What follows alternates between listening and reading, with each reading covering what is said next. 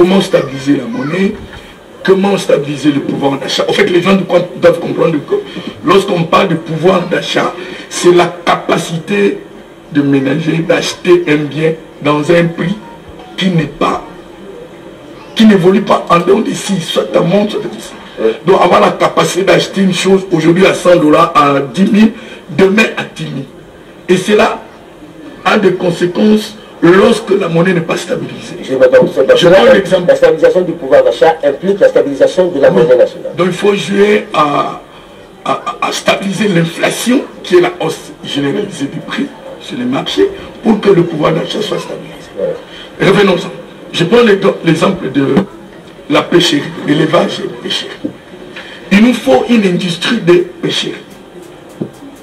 Cette industrie permettra que, d'abord, il y a des bateaux, le ministre de l'Agriculture avait promis 8 bateaux industriels qui pourront pêcher des poissons. Et regarde le Maroc. Maroc produit des sardines, de boîtes de conserve. Depuis plusieurs années, nous étions des enfants, nous consommions des sardines conservées. Ici, nous avons des poissons qui naissent, qui meurent, qui vieillissent et qui pourrissent. Organisons-nous, partons de l'agriculture, l'élevage d'abord, tu prends l'élevage.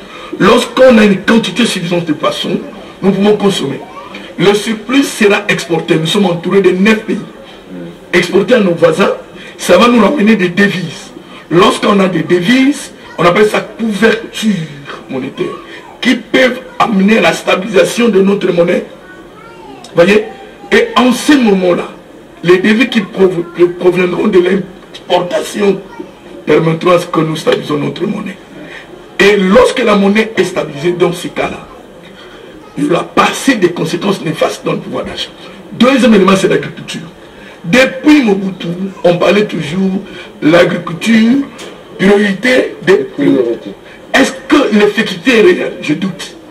Il faudra un agronome, vraiment j'insiste sur ça, à la tête de l'agriculture, du ministère de l'Agriculture. Il faudra signer des accords. Là, je profite pour encore une fois féliciter le chef de l'État en son deuxième mandat. Il a eu à rétablir les relations diplomatiques entre la RDC et l'Israël. Rassurez-vous, l'Israël, c'est parmi les pays qui ont développé l'agriculture. On pouvait leur donner des minéraux, on leur donne des techniques innovantes pour développer notre agriculture.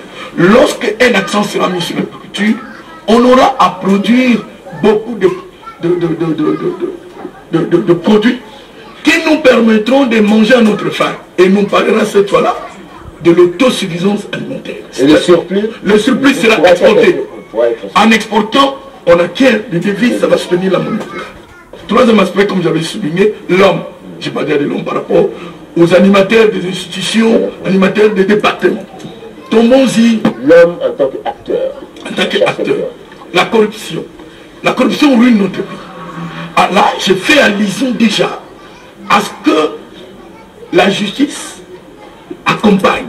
Et j'ai toujours dit, comme le monsieur Aligné te l'a dit, il faut un tribunal, un parquet financier, un tribunal financier pour combattre, pour juger. Parce que dans le tribunal financier, dans les parquets financiers, vous allez trouver des experts, des économistes, des financiers qui maîtrisent les procédures financières, qui maîtrisent les meilleurs de finances. Ils seront capables de juger ceux qui seront accusés. En cela, lorsqu'on arrêtera véritablement la corruption, avec l'appui du chef, évidemment, là on nous remercie les chefs de l'État d'avoir fait confiance à cette institution qui a marqué de ses empreintes indélébiles l'histoire de finances publiques dans notre pays.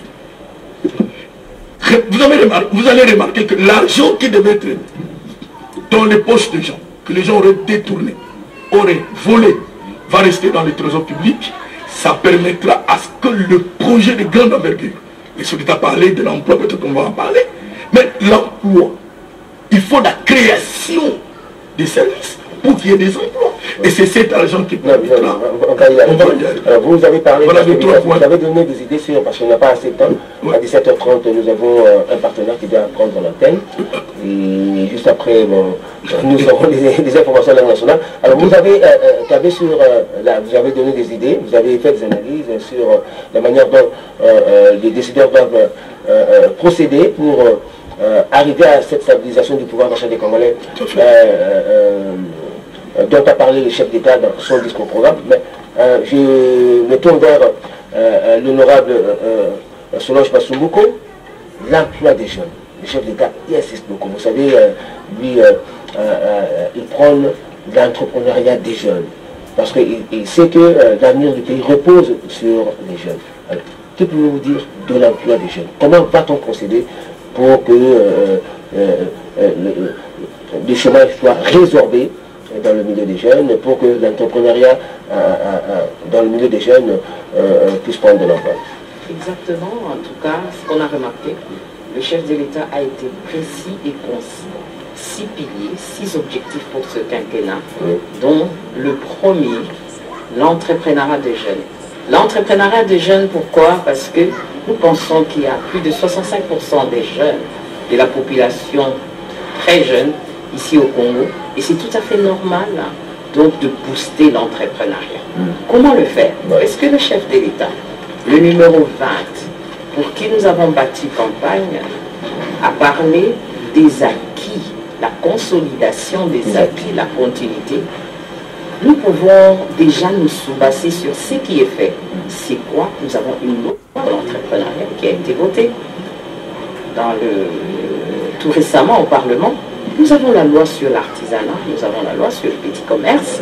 Nous avons ces leviers-là qui vont permettre de booster. C'est vrai, ce sont des outils qui ont été votés, mais la faisabilité, l'exécution, on ne le sent pas encore. Nous avons par exemple le fonds de l'entrepreneuriat de jeunes et des femmes, qui est une institution créée, boostée par le chef de l'État. Et qui, par ce fonds-là, vous savez qu'il y a moyen, au-delà de la fonction publique, au-delà des services de l'État, il y a moyen de booster les initiatives locales, les initiatives privées, comme ça se fait partout ailleurs.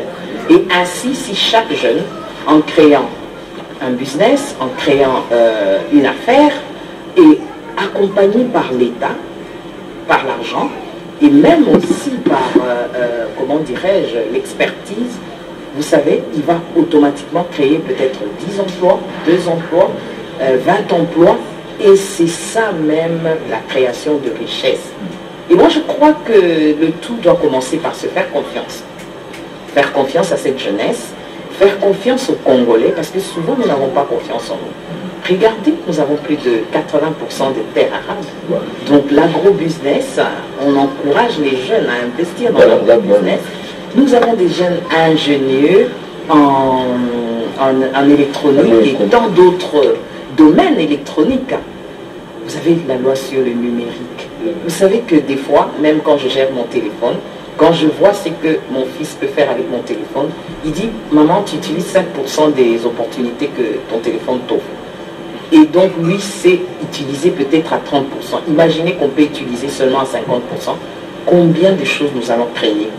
Et donc, moi, je crois que sur ce point de vue, il y a lieu, donc, en essayant de corroborer la création d'emplois et l'amélioration des services, certains services, par exemple le code des investissements, la facilité dans la création d'entreprises, en améliorant ces services-là, en faisant le contrôle qui doit être fait par le Parlement, parce qu'il ne suffit pas de voter une loi, mais il faut contrôler l'exécution de cette loi. Imaginez les artisans qui sont à Delvaux. Imagine-toi qu'on n'achète plus les meubles, tout ce qui entoure nos maisons à Dubaï, en Chine, et que nous pouvons booster cet entrepreneuriat et nos menuisiers, et nous pouvons booster tout ce qui peut se faire ici en important des machines. Combien d'emplois nous allons créer et combien d'emplois nous allons... Donc nous devons consommer congolais si nous voulons booster l'emploi des jeunes, si nous voulons booster notre économie. L'emploi des jeunes, je rajoute l'emploi des jeunes et des femmes. Combien de femmes participent à l'économie congolaise aujourd'hui? Avec des petits moyens, elles se lèvent à 5 heures. Imagine-toi qu'elle est boostée, elle est accompagnée. Lorsqu'elle a des problèmes, on peut la financer, on peut donc renforcer ses capacités c'est déjà un emploi. Là, je vous soutiens parce que je connais beaucoup de femmes qui sont assurées en cas de vol, en cas d'incendie. Et vous voyez, nous aurons en tout cas des exemples qui vont booster aussi les autres. Parce que, vous savez, si tous nous devons rester dans la politique, alors le pays ne va pas se développer. Justement, c'est ça. Ben, je sais qu'il y a beaucoup de femmes qui ont des petites fabriques de jus, de savons, de désodorisants, tout ça. Vous les voyez? C'est fruits naturels et tout le reste. Des petits produits comme des kikalakasa, des petits produits, le thé là, le thé africain, tout ça, imaginez que nous le produisons en industrie. Parce qu'il a dit aussi, diversifier l'industrie. Nous ne pouvons pas compter que sur le minerai. Nous devons compter aussi sur la production locale. Nos provinces, nos 26 provinces, chaque province a une particularité. Nous avons du café, nous avons du cacao à l'est, nous avons des fromages, nous avons à l'équateur du bon poisson. Imaginez que nous pouvons en produire davantage pour nous autosuffire et aussi exporter. Aujourd'hui, on n'a pas besoin d'importer des carreaux. On a déjà une industrie qui le produit. Mais si cette industrie, à Maluku, si on peut dupliquer cette industrie dans tous les 26 provinces, combien d'emplois créés? Voilà. Alors, avec Robert Ndeye, je voudrais que nous puissions parler de l'assainissement de nos villes. Le chef de l'État a pris conscience du fait que nos villes sont sales, très sales. Et il a insisté sur l'assainissement de nos villes. Vous savez, que doit-on faire pour assainir nos villes? Comment doit-on organiser, par exemple, la voirie urbaine? Je crois que le chef de l'État l'a dit lui-même dans son discours, qu'il faut rompre avec le passé. Ces 6 engagements qu'il vient d'énumérer, quand je regarde la conclusion qu'il faut rompre avec le passé. Vous savez, pendant la campagne, j'ai vu le président lorsqu'il est passé le dernier jour. Il a dit quelque chose qui m'a beaucoup frappé aujourd'hui, qu'il raccompagnait le président turc à l'aéroport. À un moment donné, il a vu que le président turc était en train de saluer, de regarder, mais soudain, il a senti que le président turc était concentré sur ce qu'il voyait. Et lui, il l'a dit dans son discours, dans son âme, il s'est dit, qu'est-ce qu'il est en train de se dire? Et à l'aéroport, ils se sont souvenus d'une société qui fait l'entretien du marché central. Oui. Alors, il a dit, Monsieur le Président, le gouverneur est là. Je crois que M. Paul a dit tout à l'heure, il y a un problème d'ordre. Toutes nos villes aujourd'hui, en commençant par Kinshasa, il faut qu'il y ait un homme qui doit comprendre que lorsqu'il se réveille chez lui le matin, il ne peut pas venir au travail sale. Mais comment cet homme-là se sent dans sa peau, lorsqu'il entre dans son bureau, il traverse toute la ville, des ordures partout et tout ça. Il faut qu'on mette l'accent sur les autres. Et comme le chef de l'État est dans sa détermination, avec les discours qu'il vient de donner tout à l'heure, par rapport aux 6 engagements, il dit qu'il faut rompre. Parce qu'il a ajouté en disant, tout ce que vous avez fait, les voix que vous avez données, c'est une interpellation. Donc l'interpellation, il faudra que les hommes, l'homme politique congolais, puissent comprendre. Vous savez, pour aller plus loin, c'est peut-être pas pour anticiper, lorsqu'il dit la trahison du Congo, malheureusement, il a dit, malheureusement, c'est avec la complicité du fils du pays. Donc l'homme doit prendre une place. Et moi je pense que le travail que l'IGF fait sur le plan financier, il faudra qu'on crée aussi un autre service qui doit traquer des personnes qui pensent que lorsqu'ils viennent au pouvoir, au lieu de regarder l'environnement dans lequel ils vivent, allez-y, non loin de l'hôtel de ville de Kinshasa. Vous ne pouvez pas passer une avenue à Kinshasa sans rencontrer des ordures, sans rencontrer. Mais qu'est-ce que les autorités de la ville ont fait pendant tout ce temps? Donc s'il faut rompre des marchés pirates partout, donc s'il faut rompre vraiment avec les habitudes du passé, moi je pense que le président est clair là-dessus.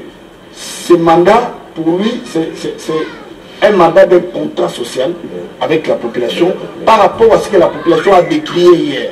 Le vol, il faudra que l'IGF continue à traquer tous les voleurs, qu'ils comprennent que leur place, ce n'est pas au bureau, mais lorsqu'ils volent, il faut qu'ils aillent en prison. Il faudra que les gens qu'on doit mettre demain, bourgmestres, conseils municipaux et tous ces gens-là, puissent comprendre qu'ils ne viennent pas parce que c'est la tête de Kenina qui le plaît ou la tête de Dieudonné, mais il vient pour servir la population. Je vais vous donner un exemple pour terminer, parce qu'on n'a pas assez beaucoup de temps. Regardez la société minière de Bakona, par exemple. On crie la MIBA. On a salué tout à l'heure là quand j'étais sur mon téléphone, c'est un agent MIBA, Madame Pauline, qui me disait, mais écoutez, pourquoi notre société ne se relance pas? Mais quand on prend un fils de cette société-là, on met à la centrale de triage. Première réaction, c'est quoi? C'est de prendre des contacts avec tous ces Libanais, tous ceux qui sont dehors. Ne t'en fais pas, quand je vais entrer dedans, je vais voler les diamants pour vous, je viendrai vous donner. Mais quand il prend aujourd'hui 2 carats, 3 carats demain, 4 carats le lendemain, est-ce que la production va augmenter ou va baisser? Alors c'est quand même, c'est la même chose. Donc il faut qu'on puisse rompre sérieusement avec le passé. Ça doit être rompu. Et même sur le plan sécuritaire. Pour qu'on gagne la guerre aujourd'hui, il faut que nos frères, les fils du pays, puissent cultiver le patriotisme dans leur pays. D'ailleurs, le président l'a dit, il y a une ère de maturité, de progrès. Nous devons vivre aujourd'hui une ère de maturité, de progrès, une ère transcendée par le serment renouvelé de ne jamais trahir le Congo et son peuple. Je vais terminer par là. Exactement, ça interpelle tout le monde. Je souhaiterais rebondir sur l'aspect aussi assainissement de la ville, très rapidement. En termes de solutions, nous avons les côtés pénals. La chose, notamment, il faut sanctionner. Il faut sanctionner les récalcitrants, c'est vrai. Mais de l'autre côté, il faut mettre en place des politiques cohérentes de gestion des déchets, ce qui n'existe pas tellement chez nous. Il y en a, mais en faible fréquence. Là, je prends l'exemple de Kintoko, le projet Kintoko, qui vise à recycler les déchets dans la ville. L'usine a été inaugurée par le président de la République à Limité. Les déchets plastiques. Plastique, ça c'est un début. Ça peut faire l'objet de ce qu'on appelle l'économie circulaire, dans laquelle rien ne se perd, tout se crée. C'est-à-dire, on peut récupérer les déchets et en faire bon usage. En créer d'autres, tout ça, à des fins utilitaires.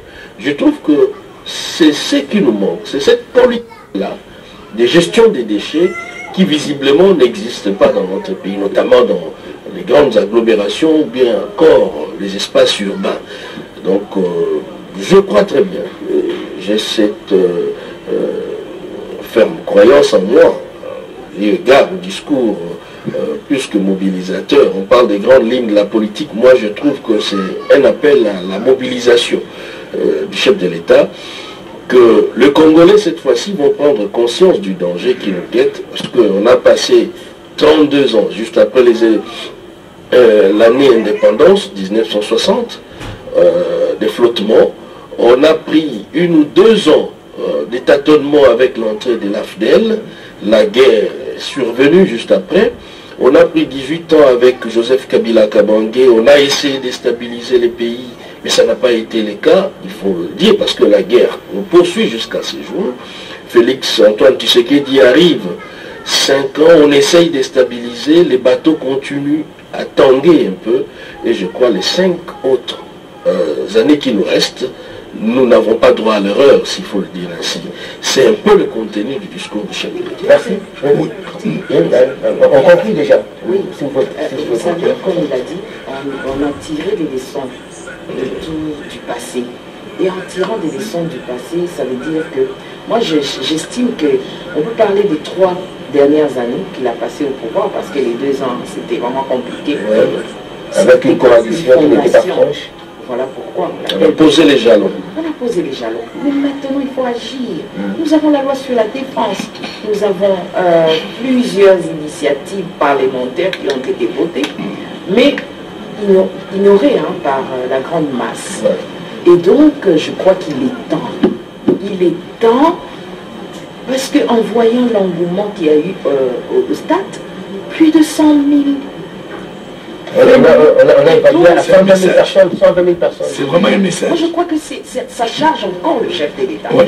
Non seulement il a été élu à 73 ans, et maintenant, regardez l'engouement. Ouais. Malgré la faim, malgré la misère, malgré le taux d'échange, le Congolais a dit « Je viens accompagner le chef de l'État dans ses serments ». Ça veut dire que nous n'avons pas droit à l'erreur. Ouais. Pour ce deuxième quinquennat du chef d'État. Oui. Tout à fait.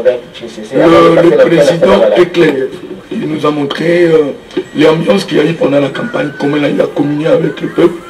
Il a entendu les aspirations de ce peuple. Il a dit préservons les acquis. Oui, maintenant on va à la continuité, à la réalisation des acquis. Parce qu'il y a eu des inachevés. Comment le faire? Il faudrait que chacun de nous s'engage à contribuer là où il est au développement. Ce n'est pas un seul problème du chef de l'État ou à la chef du chef de tout un chacun de nous. Donc, ce que j'ai toujours envie de dire, c'est le changement de mentalité. Celui qui volait, qui ne vole plus. Celui qui a duré, ne jure plus. Celui qui allait au travail à 15 h. Je prends l'exemple de l'UGF. À 8 h, vous venez, vous êtes absent. On vous considère comment ça. Je me rappelle encore de ma tête à police qui m'ont décidé son nom. C'est parmi les premiers ministres qui m'ont marqué, moi personnellement. Il entrait en son bureau à 5 h du matin, 6 h 30. Mais c'est quand même un modèle pour la jeunesse en ce sens-là. Je parle dans ce cas-là. Il y a lieu que nous travaillons. Les présidents doivent être capables aujourd'hui de sanctionner. Et un bon leader, il est leader, notre président, il doit être capable de choisir des pions de dames. Les gens avec qui travailler. Mais c'est Dieu donné, vous le savez mieux que moi, qu'à l'époque de Mobutu, avant d'engager quelqu'un, on mettait en musique les services de sécurité. Qui est ministre et qui doit être ministre, qui ne doit pas l'être. Un PDG, tout doit se faire en ce sens-là. Choisir les bons animateurs permettant, n'est-ce pas, au chef de réussir ces deuxièmes quinquennats. Parce que c'est un quinquennat de dernière chance. Un quinquennat qui doit sauver les Congos. Sur l'aspect sécurité, je te parle là, il a dit que la force de l'ennemi du Congo part de nos propres compatriotes qui sont complices. Les marionnettes qui jouent le jeu avec, soit dans l'armée, il faut le dire, dans l'armée, soit dans les affaires, soit surtout en politique. On a vu une fois au Parlement, le président Mbosso le dit clairement, quittez les groupes armés. Nous-mêmes nous sommes victimes et en même temps opérateurs, acteurs de cela. Moi je pense, nos frères de l'Est qui nous suivent doivent comprendre que nous sommes de cœur avec eux. Le président est clair. Et que ceux qui sont dans le commerce des armes, ceux qui sont dans le commerce des minéraux, parce qu'à l'Est, il faut dire, il y a beaucoup de minéraux, sortent de cela. Sauvons. Ça va honorer tout un Congolais, pas seulement le président, mais tout un chacun de nous. Et je termine pour dire, j'ai parlé de parquet financier, où on mettra des personnes qui ont des compétences. Non, parce que c'est regrettable que vous envoyez les gens à la justice, des mines sortent. Ça dérange. On met un parquet financier, ça va aller. Je crois que toute la semaine prochaine, nous allons... Je viendrai. Si vous m'appelez, je viendrai. Dans nos émissions, nous avons des émissions de compagnie telles que Notre Congo. Nous allons faire des plateaux spéciaux pour analyser ce discours du chef d'État. Oui, Robert. Je vais terminer parce que le temps presse, que nous devons rendre l'antenne pour dire merci à toute la grande équipe de la rédaction française qui s'est déployée aujourd'hui sur le terrain pour donner le meilleur et faire ce travail professionnel de qualité. En tout cas, au nom de la nation, ils doivent être remerciés, ces femmes et ces hommes qui se sont déployés aujourd'hui. Je ne veux pas prendre tout votre temps. Je voudrais l'équipe de la RTNC, les techniciens, notre réalisateur Patrick Kachala, JR, l'honneur, toute l'équipe de la RTNC, en commençant par la tête, les comités de gestion, la direction générale, avec deux mondes. Nous disons merci alors d'avoir consenti vraiment des moyens pour que la RTNC puisse rendre service. Si vous le permettez, je vais quand même saluer l'honorable Sangouma Temongo de Moussaï et Frédéric Kita. Et saluer aussi mes amis de la MIBA, Madame Pauline Etoy Edjo, pour votre soutien dans tout ça. Alors, termine par la seule dame du plateau, qui de plus est honorable député national. Madame peut terminer à la fin, alors Madame termine. Jean-Saba Ballard est prêt pour... Je peux aller rapidement et puis Madame clôture, parce que si la dame... Elle a risqué de ne pas parler. Vous savez, on a senti que le président a été accompagné par toutes les institutions présentes. Oui. Le Sénat, par le président Modeste Badi, le Parlement, la Chambre basse, Biden, que nous l'appelions à notre époque, et nous avons vu le Premier ministre. Et donc les cours et tribunaux, toutes les institutions étaient là. Donc je crois que nous n'avons plus droit à l'erreur. C'est parti pour ce quinquennat et je crois que le compteur est à zéro. À quelques minutes ou à quelques heures déjà, il faut des actions pérennes. On a parlé du fond, le discours du chef de l'État. Moi j'aimerais bien mettre un accent sur la forme.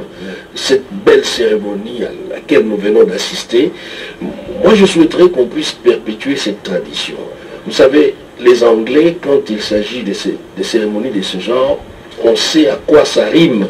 Vous avez une cavalerie, vous avez même les Américains, l'investiture, on sait à quoi ça rime. La France également, sur la plus belle avenue du monde. Donc nous, avec ce qu'on vient de voir, cette belle cérémonie, je souhaiterais que les autres quinquennats, qu'on puisse s'en inspirer, que nous puissions perpétuer cette tradition où on voit le président de la République quitter sa résidence officielle et les caméras derrière, la population qui l'accompagne jusqu'au lieu de la prestation. Et la RTNC bien sûr, mais cette tradition-là on doit considérer ça quelque part, pérenniser. Là, vous parlez des 5 ans à venir. Oui, les années à venir. Exactement. Et ce qui est positif, il faut pérenniser. Merci beaucoup. Alors, merci à vous d'avoir bien voulu faire partie de ce plateau pour parler de la cérémonie d'investiture du chef d'État et surtout faire des analyses sur son discours au programme quant à son deuxième quinquennat. Comme je l'ai dit, durant toute la semaine, nous allons nous étendre là-dessus parce qu'il faut que nous puissions y réfléchir. Ça, c'est un quinquennat de grands défis pour le chef d'État. Eh bien, il faut des idées, il faut des hommes capables de pouvoir l'aider à réussir ce quinquennat. Alors, merci à vous, chers téléspectateurs, de votre particulière attention. Restez avec nous, puisque tout de suite après nous, vous allez suivre Saba Ballard, qui est une loterie. Et ensuite, il y aura des informations en langue nationale qui vont nous conduire au journal en langue française. Et la suite du programme de la radio-télévision nationale congolaise. N'oubliez pas l'activité au centre. Il y a aussi le centre financier. Le centre financier, la soirée se poursuit. Nous avons dit aujourd'hui c'est un jour de fête.